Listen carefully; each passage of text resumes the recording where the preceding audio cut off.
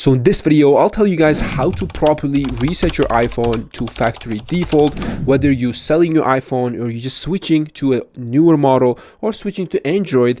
It's really important that you properly reset your iPhone to factory default. That way you get rid of all of your data from this device and then safely transfer it over to your new device, whether it's going to be iPhone or Android, doesn't really matter. It's really important that you follow these 3 crucial steps, which I'm going to share in today's video. With that being said, let's just dive right in. All right, so first and foremost, let's go ahead and start off from the first step, which is in the settings. If you open up your settings and then go to your name, and then over here, as you guys can see, if you click on iCloud, there is a place where it says iCloud backup. If you do have enough storage in the iCloud, if you have the bigger storage plan, you can easily back up everything you have on your iPhone to iCloud, which is really safe and the easiest way to do it. However, if you don't have enough space on the latest iOS 17.4, it even allows you to safely back up without even having enough storage. If you just go to General over here in the settings and then go to Reset, over here as you guys can see, prepare for a new iPhone.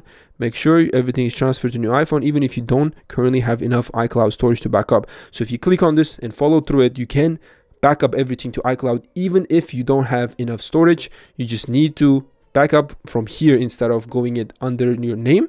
However, if you just don't want to do it using the iCloud backup, what you can do it the traditional method, the method that I personally prefer, because it's a lot more, I would say, safer than the iCloud version. Because what you need to do, you're just gonna plug this in your cable to your iPhone, and the other place is gonna go into your computer, whether it's a Windows, Mac, doesn't really matter, because as long as you have iTunes installed even on the Mac, you can easily back it up. But on the Mac, if you just go to your Finder and then click on your iPhone, it's gonna pop up in your Finder. You can easily back up everything that you have on your device to your computer. That way, even after you sell this or you just get rid of this phone, switch to new phone, you can easily transfer all of your stuff to your brand new phone, and you can literally have every app, all your contacts, all your photos. You might have to do some signing in once you transfer everything, because of like social medias, you have to sign into certain apps. But other than that, everything will be perfectly safe and easily transferred. But once you have the backing up process done, the second step is, guys, you need to first of all turn off stolen device protection, because in order to reset your device to factory default, it asks you to turn off Find My iPhone. If you just go to your name and then go to Find My iPhone, over here as you guys can see, Find My iPhone, it says Find My iPhone is required while stolen device protection is turned on. So in order to turn off Find My iPhone, you guys actually need to go back and then go to Face ID and passcode within settings and then enter your passcode. Boom, once you're in, you're just going to scroll down where it says stolen device protection. So on the latest iOS 17.4 and later, if you have even further than that, if you're watching this video in the future,